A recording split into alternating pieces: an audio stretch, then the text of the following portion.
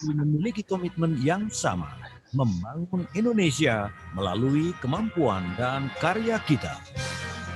Smart Listener, segera kami hadirkan program Komitmen Indonesia bersama Arto Biantoro dari Gambaran Brand, didukung Marta Tilaar Group Indonesia. Marta Tilaar Indonesia, Beautifying Indonesia. Komitmen to Indonesia, membangun dan meneguhkan janji membangun Indonesia. Seperti yang sering kali kami bagikan cerita kepada Anda bahwa Indonesia yang terdiri dari 270 sekian juta ya, itu harus dibangun dengan berbagai hal yang unik yang dimiliki oleh masyarakat Indonesia. Tidak bisa semuanya jadi insinyur, tidak bisa semuanya menjadi guru, tidak bisa pula semuanya menjadi pelaku UKM, dan tidak bisa pula orang-orang tertentu misalkan hanya menjadi penyanyi saja. Harus ada melakukan hal-hal yang lain supaya Indonesia bisa lebih mengemuka bukan saja di negeri sendiri tapi juga di panggung dunia. Selamat malam semua listener, saya Lana Lija dalam Komitmen to the Nation. Saya hanya membuka tirai saja karena pemilik panggungnya itu sudah bersama-sama dengan kita, ada Mas Arto Biantoro. Yeay! Selamat malam Mas Arto, sehat ya? Selamat malam Kak Kaula, sehat? Bagaimana di sana? Alhamdulillah, juga sehat. Kok nggak hujan di sana? Oh, di studio nggak mungkin hujan. Kalau di luar iya. Kalau di Cibubur hujan deras. Sekarang sudah selesai. Hujan deras ya? Oke.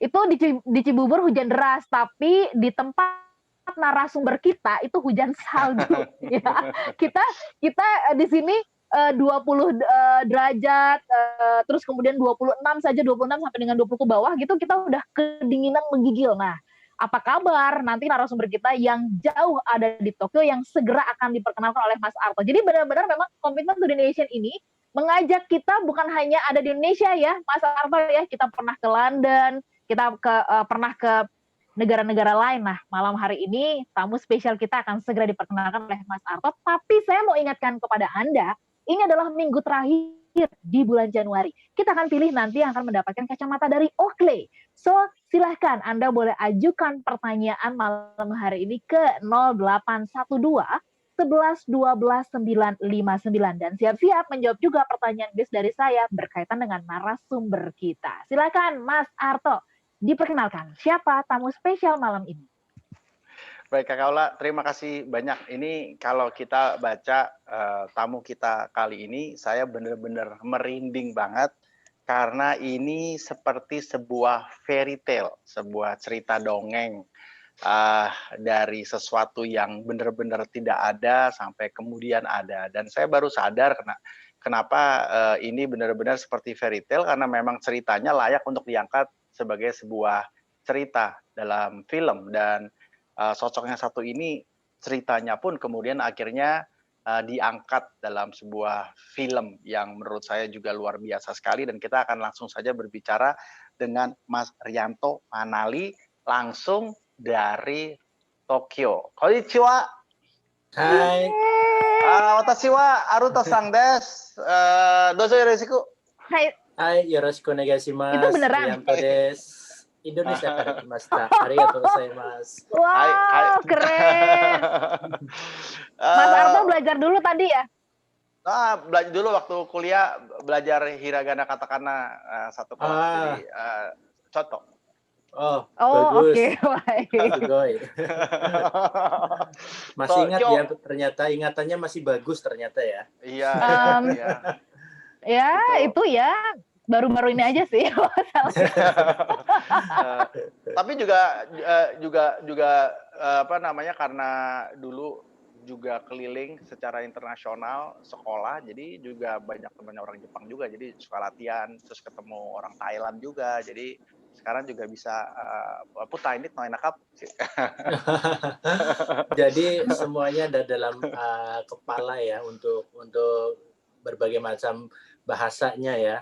biar bisa Ya, komunikasi sedikit-sedikit. Itu basic yang memang sangat bagus untuk kita bisa memulai komunikasi dengan orang yang memang baru ya. betul betul. Kebetulan ibu saya orang Vietnam, Mas Oh iya. Rianto. Jadi ya fasih bahasa Vietnam, bahasa Prancis, bahasa Inggris, bahasa Indonesia, dan belajar bahasa Mandarin juga. Jadi ayah bisa 6-7 bahasa. Jadi saya juga punya tantangan untuk Oh, wow. bisa belajar bahasa, dan itu kayaknya keren sekali sih, dan nggak ada kata terlambat ya buat belajar bahasa ya. Iya, betul. Betul. Gitu, Bagus ya. sekali ya tubuhnya bisa berkolaborasi berbagai macam bahasa itu dari berbagai Oke. macam tubuh yang Sekarang ada di kita Asia. bicara soal tubuh kalau gitu. Bahasa tubuh dong kalau gitu jadinya. Ya, Iya, betul betul. betul. Nah, Mas Rianto, terima kasih sudah bergabung dengan kami, Smart Iya, Listener terima kasih. dimanapun Anda berada. Hari ini kita kehadiran sosok yang sangat-sangat fenomenal menurut saya, karena Commitment to the Nation adalah sebuah program yang selalu mengangkat sosok-sosok yang ingin membangun negeri ini dengan cara yang berbeda-beda. Tadi sudah sangat jelas sekali disampaikan oleh Kak Ola bahwa kita punya begitu banyak pilihan untuk melakukan sesuatu buat Indonesia, dan semakin aneh dalam tanda petik pilihannya, saya rasa itu menjadi semakin kuat dan semakin terlihat sebagai sebuah jati diri. Dan hari ini kita kehadiran seorang Rianto Manali, anak asli Ngapak dari Banyumas yang nah, nanti dites nih habis ini Ngapaknya masih kental atau enggak. Ngapak asli dari Banyumas yang sekarang sedang menetap di Tokyo di Jepang, karena beliau adalah seorang penari, dan ini bukan cuma penari biasa, tapi ini penari yang nanti kita akan gali ya lebih dalam, yang memang punya visi yang dalam sekali.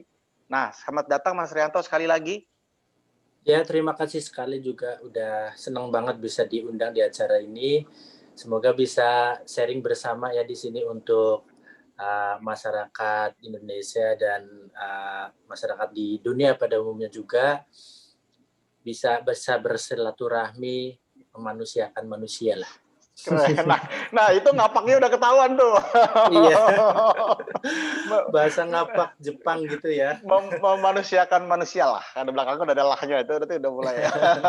Mas. Nah, Mas Rianto, terima kasih sudah datang ke studio. Teman-teman yang smart listener yang ingin tahu lebih dalam sosok seorang Rianto bisa juga ke YouTube kami, nanti bisa lihat dan juga bisa komen di sana ya. Nah, Mas, cerita sedikit ya kalau kita bicara soal awal mula, dan kemudian saya baru sadar bahwa SMK itu juga ternyata ada jurusan penari ya. Iya, Tapi betul. inspirasinya dari mana? Kalau melihat dari usia kan sebenarnya sudah banyak pendahulu yang sudah menjadi penari, ya katakanlah yang paling terkenal misalnya Mas Didi gitu ya, Nini Towo, Iya. yang juga secara secara karakter mungkin hampir mirip gitu, keluasannya, kemudian kepribadiannya. Apakah sempat ngobrol juga sama Mas Didi dalam proses ini, dan kemudian mungkin sebelum masuk ke sana cerita sedikit perjalanan menjadi penari di awal, apakah punya latar belakang dari orang tua, atau apakah ada lingkungan yang kemudian membawa Mas Rianto menjadi atau berkeinginan menjadi seorang penari? Ya, kalau berbicara awal mulanya itu sebenarnya dulu itu ibu saya itu ketika mengandung saya itu sering nonton TV. Pada saat itu TV-nya masih hitam putih dan itu TV tetangga ya. Jadi sebenarnya kalau orang Jawa punya kekuatan tubuh yang sangat sangat tinggi antara hubungan ibu dengan anaknya yang ketika anaknya masih di kandungan gitu ya, punya hubungan yang sangat sangat kuat sekali di situ. Nah, ketika doa pun bisa masuk ke dalam tubuh si anak itu ketika ibu sedang mengandung. Nah, ini kekuatan orang-orang Jawa memang pada saat itu muncul ya. Jadi ketika ibu saya melihat TV-nya masih hitam putih pada saat itu, ada muncul sosok Mas Didi Nitowok sebagai penari laki-laki tetapi luas sekali. Dia sedang memerankan film pada saat itu, nggak tahu apa, ibu saya sering nonton pokoknya. Ada muncul Mas Didi di situ, sudah mulai pada tahun 81-an. Kemudian ibu saya ketika mengandung itu dia berharap semoga anak saya besok bisa seperti itu ya, bisa menari seperti itu. Nah, ketika saya lahir dan masih umur 2 bulan, itu saya sudah memiliki tanda biru di kening saya. Waktu itu ibu saya sangat khawatir. Kalau untuk orang Jawa kan ini takut dimakan betara kala untuk masa depan ataupun rezekinya gitu kan. Nah, jadi masih percaya seperti hal-hal seperti itu. Kemudian ibu saya membawa saya ke sebuah pertunjukan lengger di desa tetangga. Desa saya kan waktu itu desa Kaliori. Sampai sekarang juga masih desa Kaliori ya. Tetangga desa itu Ulahar Wetan. Nah, ibu saya membawa saya itu ke Ulahar Wetan untuk melihat pertunjukan lengger, sekalian juga untuk minta blessing, artinya didoakan gitu dengan adanya tanda biru di sini. Kemudian ibu saya datang ke ruang ganti, ruang make up penari lengger. Waktu itu penari lenggernya namanya Ibu Adminah dari Banjarwaru Kroya. Nah, pada saat itu sedang populernya karena sedang cantik-cantiknya pada masa itu Ibu Adminah. Kemudian diminta tolong untuk diciumkan waktu saya masih bayi. Biasa kalau anak kecil kan masih bayi ada pertunjukan kepada penari itu diambungke gitulah. Pokoknya diambungke lengger ataupun diambungke penari yang lain gitu. Biasanya kalau orang Jawa seperti itu. Kemudian dikasih juga boreh ya ataupun alas bedak di keningnya gitu. Di kening, betul. Setelah dicium terus didoain, disembur gitu ya. Setelah itu baru mungkin dari situ saya sangat percaya sekali ada sebuah kekuatan yang memang entah itu apa di kepercayaan Jawa. Mungkin ketika si penari lengger itu juga sebelum menjadi lengger dia mengadakan ritual-ritual sendiri. Jadi dari doa-doa itu mungkin masuk ke dalam aliran tubuh saya, padahal tubuh saya ini lahir dari tubuh pasangan petani sebenarnya. Mereka itu ibu bapak saya bukan adalah penari, ya? Bukan penari, mereka adalah petani biasa gitu. Nah, tidak ada keturunan seniman tari ataupun seniman musik ataupun seniman seni rupa dan lain sebagainya, pedalangan nggak ada. Jadi memang murni dari petani gitu kan. Nah, ketika saya sudah mulai SD, itu saya sebelum SD lah, itu saya sudah mulai suka dengan yang namanya musik, gamelan dari suara radio gitu ya. Kemudian dari wayangan gitu kan. Saya setiap mau berangkat sekolah itu ya selalu menari gitu di jalan gitu kan. Belum ada sepatu waktu itu, saya tidak punya sepatu untuk berangkat sekolah gitu.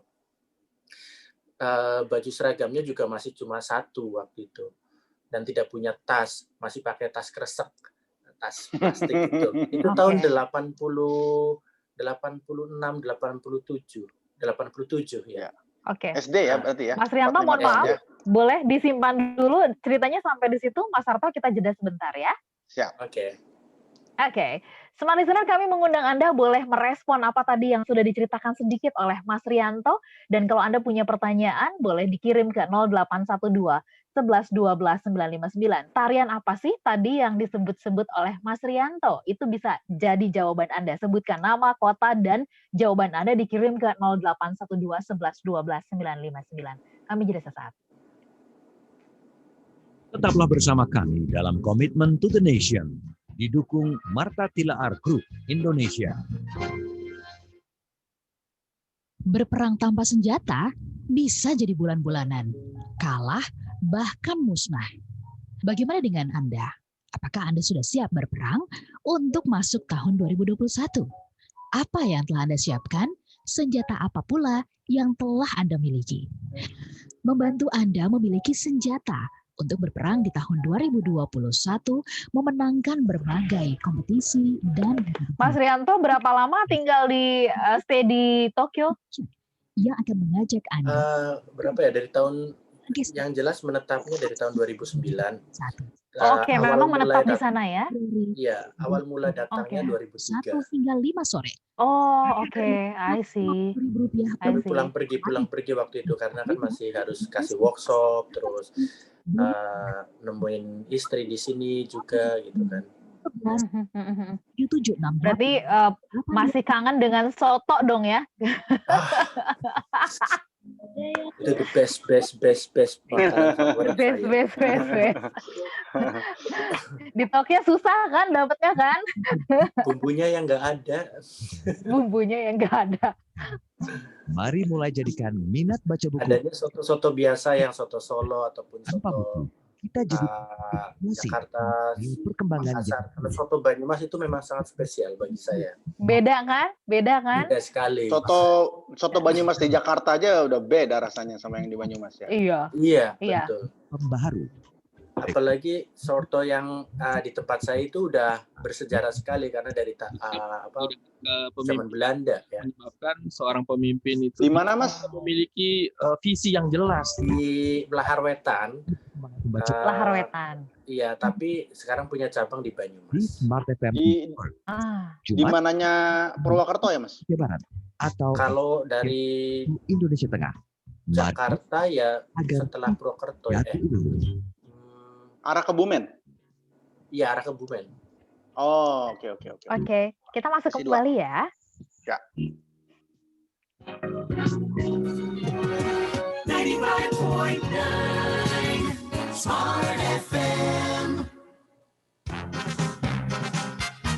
Kembali Anda ikuti Commitment to the Nation, didukung Marta Tilaar Group Indonesia. Sebenarnya siapa sangka dari Kabupaten Banyumas, dari salah satu desanya, muncul sosok yang luar biasa yang menjadi penari yang dikenal oleh bukan Indonesia saja, tapi juga dunia. Kita akan lanjutkan obrolannya, tetapi kami mengundang Anda bisa bertanya berkaitan dengan apa yang diceritakan oleh Mas Rianto tadi, narasumber kita, dan kemudian Anda juga bisa menjawab, tarian apa sih yang tadi disebut diceritakan oleh Mas Rianto? Silakan Anda boleh jawab ya. Ke 0812 11 12 959. Kami akan umumkan siapa nanti yang akan mendapatkan voucher Gramedia dari Smart FM dan mendapatkan kacamata Oakley ya yang bertanya malam hari ini. Kami lanjutkan, silakan Mas Harto dilanjutkan perbincangan. Terima kasih Kak Ola. Kita lanjut Mas Rianto. Jadi tadi sudah sampai di titik disembur ya, didoain, terus berangkat sekolah, nggak punya alas kaki, cuma pakai tas kresek, suka nari-nari gitu. Nah itu kemudian berlanjut menjadi kebiasaan gitu. Iya, ketika kecil saya udah menjadi anak yang berbeda dari teman-teman yang lain ya. Ketika itu kan anak laki-laki biasanya mereka main pedang-pedangan gitu ya. Saya suka cuma nari, terus ya bergaul dengan anak-anak laki-laki yang lain, ikut-ikutan perang-perangan. Pada zaman itu masih Brahma Kumbara, ikut jadi Brahma atau Makuli, Laksmini, seperti itu. Dengar wahai, dengar bisikanku Kanda. Iya. Jangan nomor kita sama nih. Terus saya berangkat sekolah itu bapak saya waktu itu kan masih becak ya, sebagai tukang becak. Saya selalu minta uang di jalan itu. Kalau nggak dikasih saya nangis. Terus kalau pas saya lagi nangis, tetangga saya itu nyetel wayangan gitu kan, supaya saya joget-joget jadi nangis gitu. Akhirnya saya juga terhibur dari suara musik yang dari radio itu. Kemudian saya nari-nari, terus berangkatlah sekolah saya. Nah, setiap hari itu. Nah, setiap 17 Agustus saya disuruh untuk menari oleh Pak RT untuk mewakili RT saya gitu kan. Padahal saya nggak juga ada sanggar tari di situ waktu itu. Jadi saya cuma nari diiringin musik. Itu tari Jawa? Tari Jawa atau tari pop waktu itu, reggae. Oh, tari gitu. Modern, reggae. Tari modern, break dance gitu dong. Iya, terus ada dangdut juga. Oh, oke. Karena belum tahu bagaimana harus belajar tari tradisi pada saat itu, kan tidak ada sanggar sama sekali. Ya. Menginjak SMP saya masih suka menari, mimpin senam dan lain sebagainya. termasuk anak yang berprestasi juga waktu SD, SMP, kemudian saya melanjutkan ke SMK Sendang Mas Banyumas. Karena saya memilih di situ karena saya ingin menyalurkan bakat tari saya. Nah, kebetulan pada saat saya masuk itu masih ada beberapa laki-laki teman saya yang juga ikut jurusan tari waktu itu. Tapi ketika masuk ke 3 tahun, ke kelas 3 gitu ya, semua laki-lakinya pada keluar, cuma tinggal saya sendirian. Nah, sempat mau keluar sebenarnya, tapi guru saya sangat baik sekali. Saya dijanjiin untuk nanti diajak pentas ke Bali, jadi tidak usah keluar gitu ya. Kamu cuma laki-laki satu sendiri gitu. Terus akhirnya ya udah, sampai gurunya itu datang ke rumah. Nah, karena saya punya bakat nari, suka nari, lemes gitu ya, sering nyucuk lampa di acara pernikahan juga, uangnya saya kumpulin untuk beli sepeda motor untuk transportasi pentas saya dari satu kampung ke kampung yang lain. Narinya juga nari, pada saat itu saya nari tarian perempuan tapi pakaiannya laki-laki. Iya. Tapi kan kalau kita bicara soal penari perempuan pakai laki-laki atau kebalikannya, yang saya tahu sejak saya juga kecil suka pergi ke Sriwidari di Solo, emang sebenarnya kebanyakan penarinya justru laki-laki, bukan Mas? Gitu. Iya, ya kan? banyak sekali ya penari yang laki-laki pada saat itu. Tapi pada zaman saya itu jarang sekali ya, karena mungkin image ataupun pandangan dari masyarakat masih belum tahu bagaimana kehidupan penari yang sebenarnya. Jadi mereka belum memperbolehkan anak-anaknya untuk sekolah tari karena tidak tahu masa depannya. Betul. Nah, Lalu ada nggak sih titik kegalauan? Karena kalau kita bicara dengan beberapa narasumber kan ada proses-proses yang kemudian harus galau dan lain-lain ya. Tapi kalau dari cerita Mas Rianto ini seolah-olah memang sejak ada titik biru di jidatnya gitu ya. By the way, masih ada birunya nggak di jidatnya sekarang? Sudah tidak ada, adanya cuma jidatnya aja ini. Berarti seiring pertambahan usia hilang ya birunya itu ya? Iya, disappear. Artinya sudah mungkin merasuk ya. Saya sih percaya saja karena dari kepercayaan itu bisa menumbuhkan kekuatan dalam tubuh saya untuk terus menggali dan mencari tahu pertanyaan-pertanyaan yang selalu ada dalam tubuh saya. Gitu. Ya. Dan otomatis dari SMK kan seolah-olah seperti kayak di-guide ke jalan yang memang sudah dirumuskan atau ditentukan dari awal gitu ya. Iya, padahal pada saat itu saya sudah mendaftar juga di STM negeri ya, karena nilai saya kan lumayan bagus. Sudah mendaftar di STM negeri. Tetapi dilalah karena guru dan orang di kantor administrasi itu sangat merayu saya. Di sini aja nanti saya carikan bapak asuh gitu. Nah, kebetulan waktu itu saya juga berangkat dari keluarga yang tidak mampu, jadi saya dijanjikan untuk dicarikan bapak asuh waktu itu ketika sekolah. Nah, bapak asuh ini diambil dari beberapa bapak asuh camat-camat yang ada di Banyumas. Nah, bapak asuh itu membiayai saya setiap bulan itu 15.000, 10 atau 15. Pertama 10.000, kemudian 15.000 untuk bayar bulanan. Jadi setiap bulan saya datang ke kecamatan untuk minta uang untuk bayar SPP gitu. Ya. Dan setelah itu saya langsung lanjut ke sekolah tinggi. Iya, karena sekolah tinggi. Itu pun memerlukan biaya yang sangat besar karena kan keluarga saya tidak mampu ya. Rumah saya aja belum ada lantai, jadi masih tanah. Sampai saya kuliah masih tanah, jadi masih bambu-bambu gitu. Gedek gitu ya? Bambu gedek gitu. Dan itu bapak saya yang bikin sendiri. Nah, almarhum bapak saya itu membuat ini semuanya, rumah gitu. Nah, titik balik ketika kemudian Mas Rianto itu sadar bahwa ini sudah panggilan saya dan ini akan jadi jalan hidup saya itu pada saat kapan? Apakah memang justru pada saat sekolah seni atau jauh lebih awal?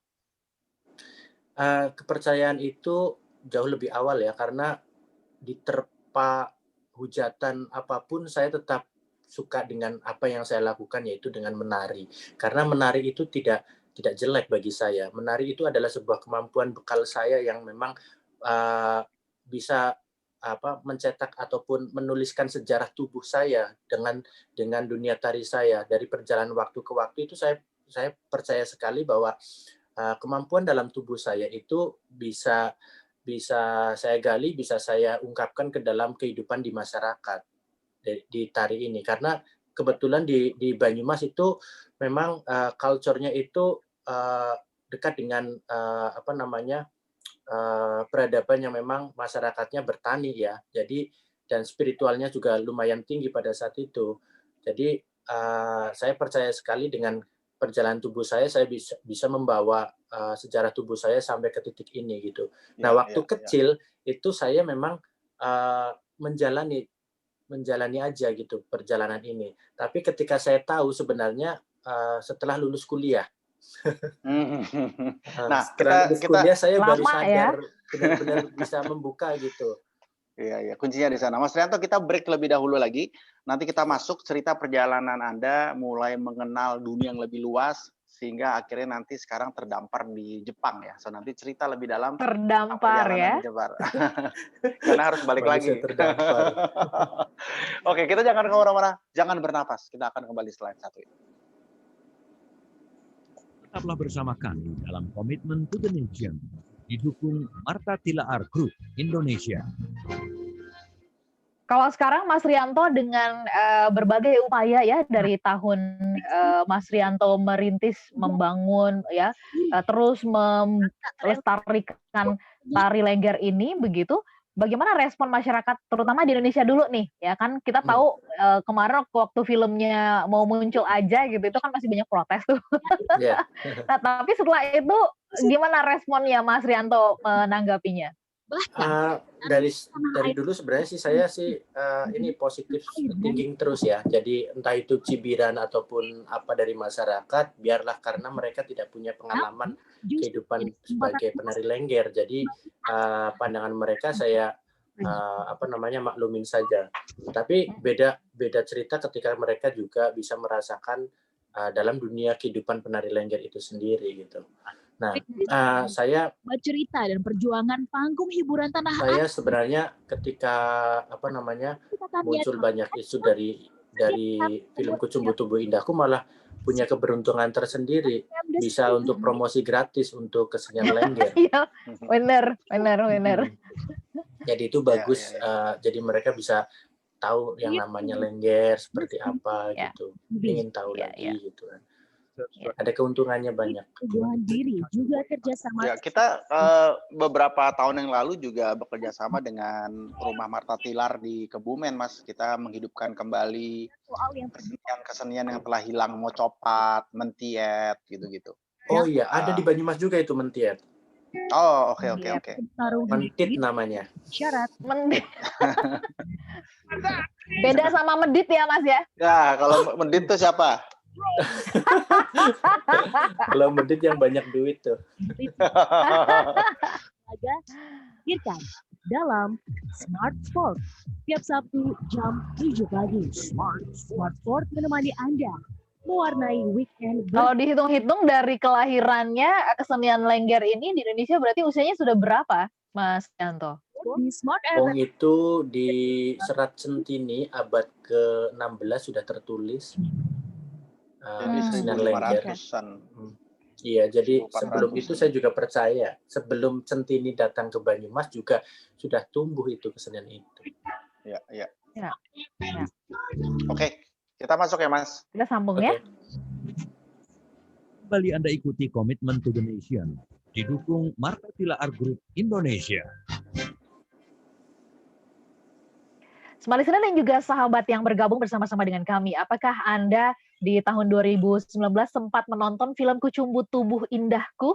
Ya, nah ini film yang di dalamnya ada Mas Rianto yang membawakan tarian Lengger dan ini yang sedang dibahas lebih lanjut ngobrol bersama dengan Mas Arto Biantoro. Silahkan Anda boleh bertanya apapun ya berkaitan dengan topik bahasan kita malam hari ini. Mas Rianto sendiri ini bermukim di Jepang, walaupun tadi Mas Arto mengatakan terdampar di sana.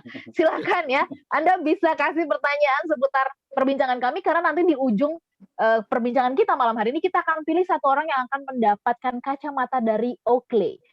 Nah, silakan sekali lagi bisa pergunakan 0812 11 12 959. Sekali lagi ke 0812 11 12 959. Kami lanjutkan dan silakan Mas Arto perbincangannya diteruskan.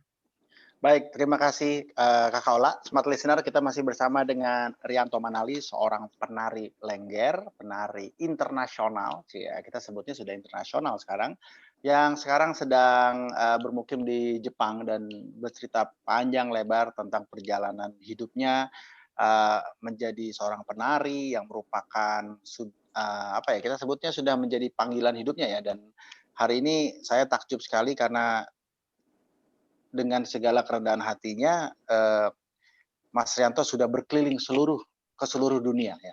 Dan boleh nggak cerita Mas, pertama kali sampai di luar negeri gitu dan kemudian kalau nggak salah Anda mendapatkan grant ya, kerjasama lalu berkolaborasi dengan para koreografer dan kemudian kenapa akhirnya sekarang menetap di Jepang gitu? Apa yang sangat unik dari Jepang sehingga kemudian Anda memilih untuk ada di sana?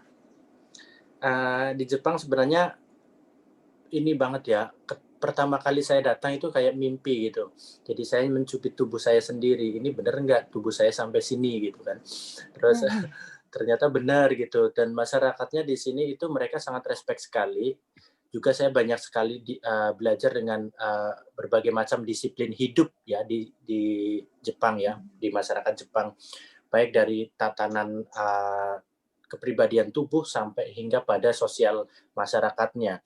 Dan itu sudah tertanam dari sejak kecil, dari sejak mereka itu SD gitu kan, sudah diatur sedemikian rupa bagaimana cara bersopan santun gitu ya.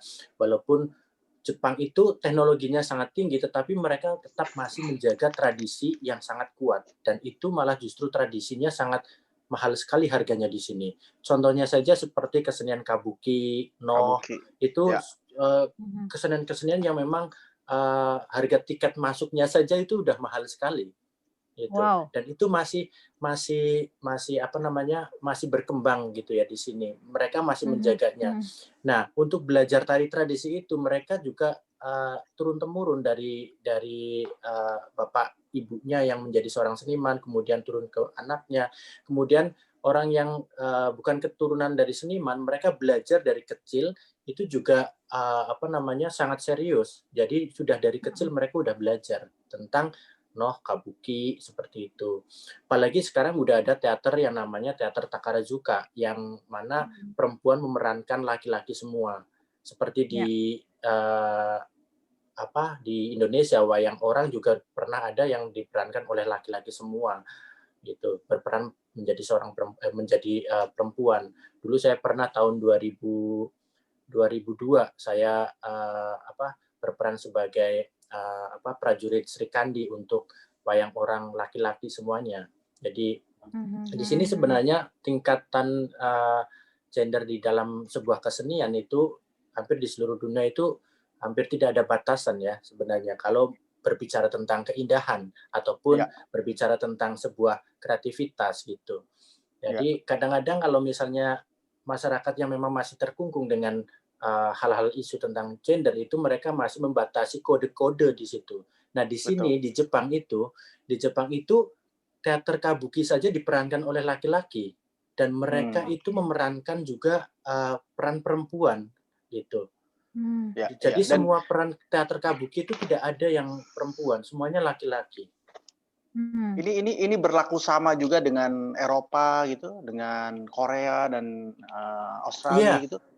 Iya, mereka punya kesenian bahwa kesenian yang sangat serius itu kesenian yang tidak membatasi masalah gender. Mereka bisa mengkarakterkan tubuh-tubuh itu menjadi karakter laki-laki, karakter perempuan, tetapi dalam prinsipnya sebuah kesenian itu tidak berbatasan dengan gender yang ada gitu. Kecuali kalau misalnya dalam cerita epik Mahabharata Ramayana itu memang ada tokoh-tokoh ya di situ sudah ada. Nah, pemerannya juga kalau di India juga ada yang namanya komunitas yang berperan menjadi laki-laki berperan sebagai perempuan. Ini hanya atas profesi berkesenian mereka, bagaimana berkreativitas mengekspresikan bentuk-bentuk keseniannya gitu. Nah, seperti kesenian Lengger yang saya miliki. Nah, dari sinilah basic saya untuk selalu mengembangkan kemanapun saya punya ide untuk berkreativitas, dan ide itu melalui riset yang panjang, biasanya 1 tahun, 2 tahun, 3 tahun untuk memunculkan satu karya, dan kemudian akhirnya bisa dikelilingkan dari sumber tubuh tradisi Lengger yang saya miliki itu bisa sampai ke 30 negara lebih untuk bisa saya kenalkan dan saya mediumkan kepada masyarakat. Biasanya di masyarakat Eropa dengan masyarakat Indonesia itu sangat berbeda pola pikirnya ya. Nah, di sini tugas saya untuk bagaimana menjembatani pikiran itu agar bisa diterima oleh masyarakat di Eropa gitu, ataupun di Amerika, ataupun di negara-negara lain, bahkan sampai Afrika. Mas Rianto melakukan proses ini semuanya dengan gerak tubuh atau juga kemudian mengkombinasikan dengan olah vokal juga? Dua-duanya. Jadi setiap kesenian itu pasti ada unsur bunyi, suara, kemudian suara yang ditimbulkan dari tubuh, suara yang ditimbulkan dari instrumen bunyi-bunyian seperti alat musik calung yang saya miliki di Banyumas ya. Kemudian segala macam bentuk kehidupan yang ada kita, yang berhubungan, berinteraksi dengan kita, itu menimbulkan bunyi. Nah, dari situ saya mencoba untuk bagaimana mengangkat sumber-sumber bunyi ataupun sumber-sumber tubuh, gerak tubuh, itu menjadi sebuah kesatuan dalam medium yang vertikal dan horizontal. Mas, 1 menit ajarin kami yang ada di studio dan saya, Paula, satu gerakan sederhana saja tentang tari, karena kita hanya terbatas dari bahu sampai kepala, jadi yang gerak hanya bahu, kepala, dan tangan. Oke. Siap. Oh gitu. Oke. Sebenarnya setiap daerah itu memiliki ciri khas masing-masing ya. Kalau di Banyumas itu biasanya tangannya seperti ini. Nah, ini adalah bentuk bulan sabit. Kalau di Jawa itu bulan sabit kan begini. Ya, kayak huruf C ya. Namanya bulan tumanggal. Nah, seperti ini.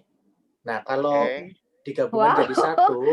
digabungkan jadi satu begini, ini seperti buaya membuka mulut kan? Betul. Untu boyo mangap atau giginya buaya membuka mulut. Untu boyo mangap. Nah, kalau dijadiin satu itu namanya full moon.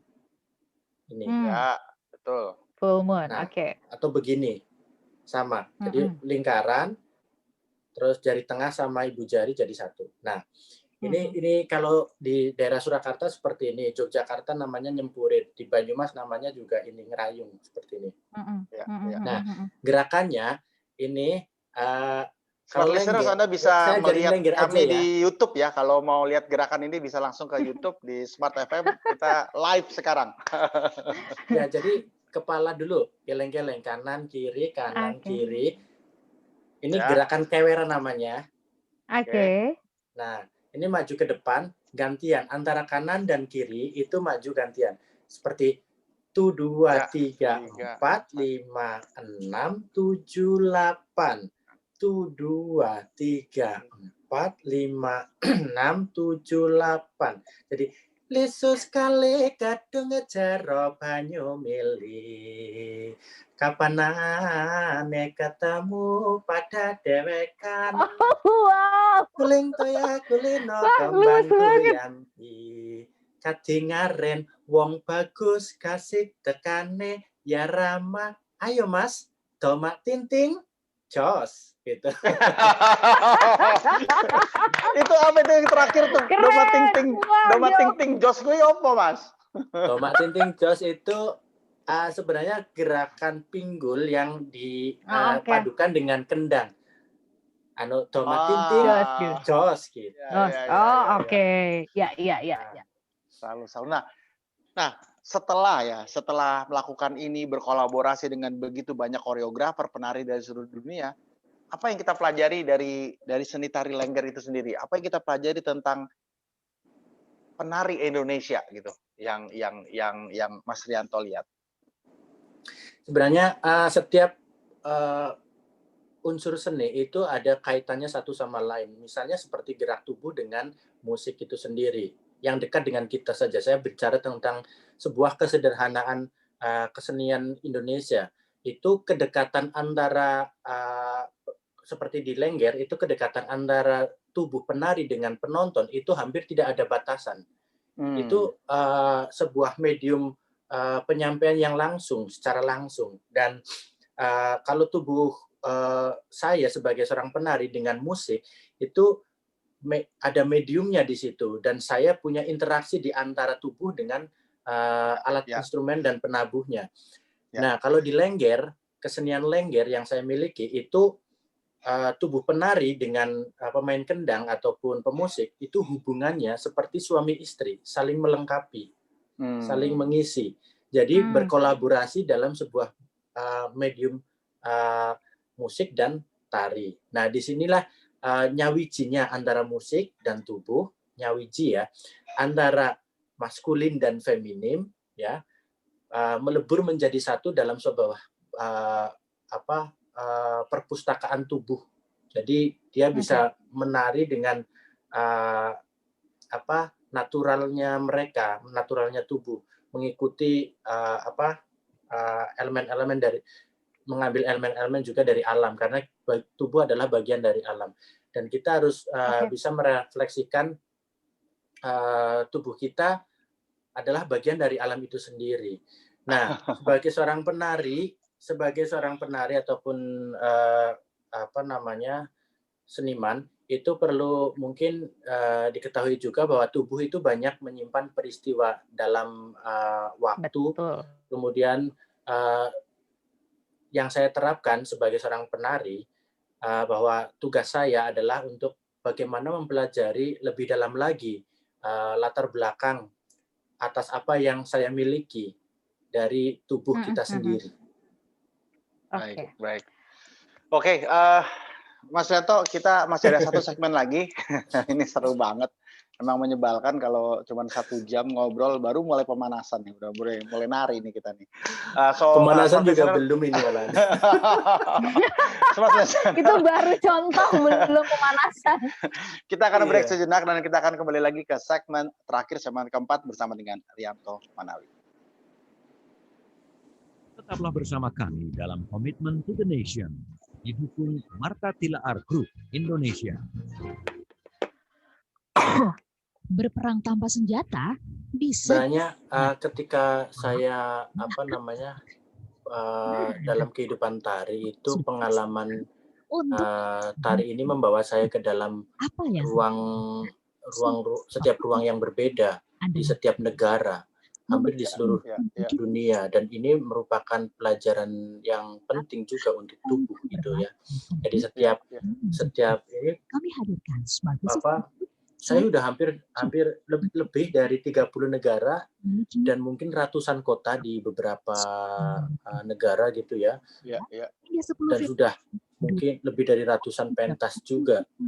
Dan itu dari penonton 2 orang sampai yang penonton yang ribuan orang. Ya. Dan itu nggak ada bedanya buat seorang Rianto, mau itu nonton 3 orang, 1000 orang gitu. Tidak ada. Jadi semuanya adalah panggung saya, panggung tubuh saya sendiri, dan bagaimana bisa mengkomunikasikan kepada 2 orang bahkan sampai 1000 orang gitu. Itu kalau kayak begitu, apakah sudah ada jaringan atau sponsor network yang mendanai seperti itu, Mas? Atau memang harus tetap cari sendiri ya, Mas? Enggak, itu saya tidak pernah biaya sendiri. Mereka ngundang setiap festival itu sudah mendanai seluruhnya, bahkan sampai per diem fee, terus ngurus visa, itu segala macam transportasi lokal yang ada di Indonesia pun mereka bayar. Ya. Jadi dari Banyumas gitu ya, udah langsung dari penjemputan sampai door to door semua udah di 090. Iya, itulah kalau festival-festival besar mereka sudah tahu, organisasi besar itu mereka udah tahu pengeluaran yang yang dikeluarkan gitu kan, administrasi dalam festival-festival besar seperti itu. Kita sambung ya sesi terakhir. Ya, ini sesi terakhir ya, Mas. Ya. Saya bacakan mungkin 2 pertanyaan ya. Kembali Anda ikuti Commitment to the Nation didukung Marta Tilaar Group Indonesia.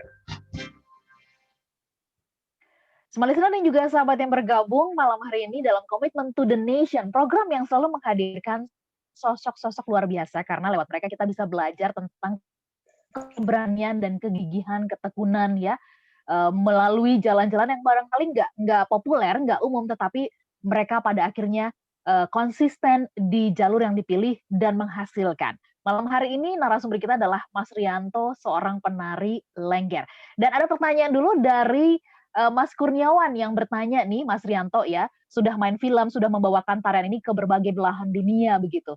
Nah, pengalaman spiritual apa yang Mas Rianto dapatkan? Terus kalau bicara tentang tubuh, pada akhirnya Mas Rianto memahami tubuh itu apa? Silakan Mas Rianto. Keren banget pertanyaannya. Silakan, Mas. Ini masuk pada sebuah antropologi, sebuah ketubuhan ini. Ketubuhan. Siapa namanya? Mas Kurniawan. Mas Kurniawan, Okay. Terima kasih. Jadi spiritual sebuah kepercayaan yang ada dalam tubuh saya, yang saya selalu bawa adalah di mana bahwa kekuatan indang saya, indang ya kalau dalam bahasa Banyumas itu indang, itu yang sudah nyawiji menjadi satu. Ketika saya pulang ke Banyumas, itu saya juga masih melakukan silaturahmi ke beberapa tempat untuk sebagai ritual saya. Dan ketika saya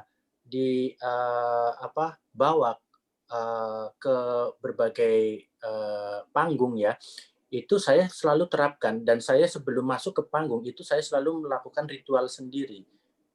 Minimal 2 jam itu saya harus sudah tenang dulu situasi. Jadi tidak langsung mancal langsung ke panggung, tetapi ada ritual tubuh sendiri ketika mau manggung gitu. 2 jam sebelumnya. Terus 30 menit sebelumnya itu di samping panggung. Saya pemanasan, kemudian 15 menit ritual sendiri, pernapasan dan lain sebagainya, kemudian baru siap untuk masuk ke panggung. Kalau itu acara-acara memang yang besar. Dan kalau acara ritual di Banyumas yang biasa dilakukan, ya itu sebuah kebiasaan saya.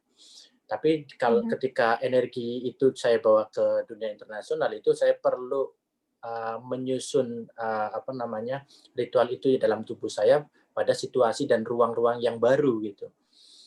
Nah, kemudian yang kedua tadi apa? Saya masih terpesona dengan jawaban pertanyaannya. Iya, makna tubuh. Oh iya. Tadi kan pengalaman spiritual ya. Akhirnya Mas Rianto memaknai tubuh itu. Makna tubuh bagi saya itu sebenarnya saya baru-baru ini ya, dari tahun 2000-an ya, saya baru bisa merasakan bahwa makna tubuh saya ini sebagai seorang penari ini, saya baru bisa merefleksikan bahwa tubuh saya ini adalah bagian dari alam yang tidak mengenal batasan gender. Dan itu karena alam itu sendiri juga tidak mengenal gender, tapi mengetahui ataupun mengenal beberapa karakter ya. Karakter. Jadi saya tidak mengkodekan tubuh saya sebagai laki-laki saja ataupun perempuan saja, karena saya tidak adil dalam tubuh saya ketika saya harus berpikir hanya laki-laki saja.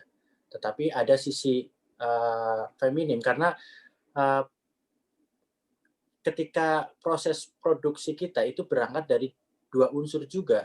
Jadi saya harus merefleksikan kembali kepada tubuh saya dalam dunia spiritual saya, bahwa tubuh saya ini adalah bagian dari tubuh alam yang menyimpan banyak sekali sejarah dan peristiwa. Gitu. Gimana itu ceritanya? Nanti mengkodekan tubuh saya itu tidak bisa dikodekan tubuh saya. Coba sekarang jelaskan lagi penjelasan tadi dalam bahasa Jepang. Aso. So Juga yang iya, mujikasi. wakarimasen. Boten Nihongo ngerti kulo. contoh. Ini bahasa cata, gomenne. Gomenasai. Oke, Kak Kaula, pertanyaan kedua. Oke, pertanyaan kedua dari Vina yang bertanya, Mas Rianto, apa yang Mas Rianto sampaikan kepada mereka yang masih punya pandangan ya, tanggapan negatif begitu terhadap tarian Lengger yang dianggap ini sebagai cikal bakal LGBT. Nah, itu Mas Rianto biasanya memberikan jawaban apa kepada mereka? Silakan. Bagus. Pertama, sebelum saya menyampaikan, dalam batin dan perasaan saya adalah prihatin ya, karena memang Prihatin. sudah sangat menjamur di masyarakat pikiran orang-orang kita bahwa menjamurnya penghakiman massal ya, penghakiman massal yang memang tidak ada proses dialog yang sangat baik gitu ya. Jadi saya bagaimana saya menyampaikannya, belajar kembali kepada tradisi, belajar kembali, ayo kita kepada sebuah kebudayaan yang tanah kita, akar kita dan sejarah kita, bahwa Lengger itu pada abad ke-6 ke-15 itu sudah ada tertulis dalam serat Centini, dan sebelum Centini menuliskan serat itu juga masyarakat kita sudah memunculkan tradisi. Jadi ayolah kita kembali lagi belajar tradisi kita, bahwa tradisi kita memiliki banyak sekali makna kehidupan yang kita sampaikan dari tutur kata, dari tingkah laku. Akhirnya kita bisa bagaimana bermoral yang baik gitu.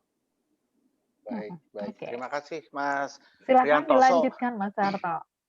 So pada akhirnya berhasilkah Anda bertemu dengan Mas Didi Ninitowo? Kemudian apakah sempat berbincang? Kemudian Berhasil sekali, dia itu Mbak Yu saya, seperti Mbak Yu saya. Karena saya selalu komunikasi sama Mas Didi juga ketika saya mulai mengenal Mas Didi itu dari waktu saya kuliah. Ya. Jadi saya sudah diundang untuk pentas di acara ulang tahunnya Mas Didi waktu itu, kemudian kita komunikasi sampai hari ini dalam grup Mas Didi juga saya masih komunikasi bareng. Ya. So, jadi sekarang ada Mas Didi yang paling senior mungkin ya, bisa dikatakan begitu? Ya. Lalu ada Mas Rianto. Sangat serius dalam berkesenian, dan saya juga mengikuti jejak beliau juga sebagai inspirator saya juga, sebagai guru saya bagaimana bisa memadukan antara tubuh maskulin dan feminin itu. Ya. Nah, di bawah Mas Rianto ada yang muda-muda juga yang sekarang juga meneruskan juga? Mirip-mirip dengan kebetulan Anda? Saya lagi meregenerasi generasi Lengger-Lengger lanang baru ya. Jadi di dalam satu wadah namanya Rumah Lengger yang baru saya dirikan kemarin tahun 2020. Saya menempati bangunan cagar budaya yang tidak dipakai, kemudian akhirnya saya buka untuk komunitas Lengger lanang ataupun komunitas budaya Rumah Lengger Banyumas ya di situ, dan bisa mewadahi beberapa kesenian Banyumas yang ada di Banyumas. Dan sekarang di bawah saya itu ada Otnil, kemudian ada Tora, kemudian ada Dwi Pamungkas, ada beberapa yang mereka memang sekarang sudah mulai belajar tari lagi, memperdalam tari, kemudian tidak membatasi gender, mereka sebagai penari Lengger juga, seperti itu. Dan di daerah-daerah lain, di Banyuwangi, kemudian ada Jejer juga, Gandrung gitu ya, kemudian ada juga di Makassar, cikal bakal para bisu ya, yang memang gender kelima di Indonesia. Nah, saya sampai ke wilayah-wilayah terpencil di Indonesia, saya mencoba melakukan penelitian untuk karya berikut saya, berjudul Hijrah nanti. Iya, betul, luar biasa. Keren. Mas Rianto, terima kasih banyak. Anda telah meluangkan waktu jauh-jauh dari Tokyo, dari Jepang, dan kita berharap Mas Rianto akan juga kembali ke tanah air dan juga berkontribusi dan terus menginspirasi anak-anak muda yang lain untuk melakukan hal-hal yang berbeda membangun negeri ini. Silakan Kak Kaula untuk pemenangnya. Yes, kita umumkan ya malam hari ini yang mendapatkan kacamata Oakley, kita berikan kepada Mas Dedi ya. Dan kemudian kita juga berikan voucher Gramedia kepada Mbak Vina. Oke, nanti Anda bisa konfirmasi ke kami ke 0812 11 12 959. Mas Rianto dan Mas Arto silahkan ditutup perbincangan kita. Baik, smart listener, kita akhiri pertemuan kita pada hari ini, perbincangan kita dengan Mas Rianto Manali. Sekali lagi terima kasih banyak Mas Rianto, tetap sehat selalu. Iya, nama saya Rianto saja ya, orang desa, jadi tidak pakai Manali. Oh, Rianto saja. Titik gitu ya. Iya, Bukan mana Contoh lagi ya, kalau mana lagi mangga dong ntar ya. iya. Kalau Manali dulu saya mendaftar ke internet, jadi pakai Manali. Sebenarnya menari gitu kan, jadi L kalau orang luar tidak bisa bilang menari, jadi Manali. Menari. Mas. Manali. Baik. Terima kasih Mas Rianto. Kita segera berkabar kembali. Tetap sehat. Salam hormat untuk semua yang ada di sana. Dan sampai kita bertemu lagi. Terima kasih Mas Arto. Sama-sama semuanya. Sampai kita ketemu nanti di Banyumas.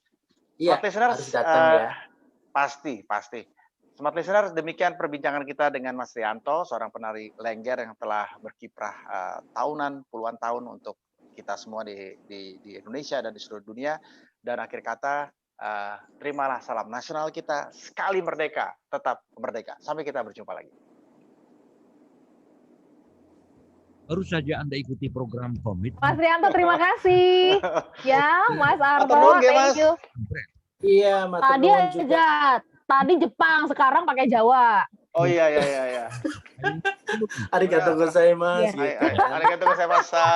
Tojo resiko Tokyo ni ikimashita ka? Hai, zei.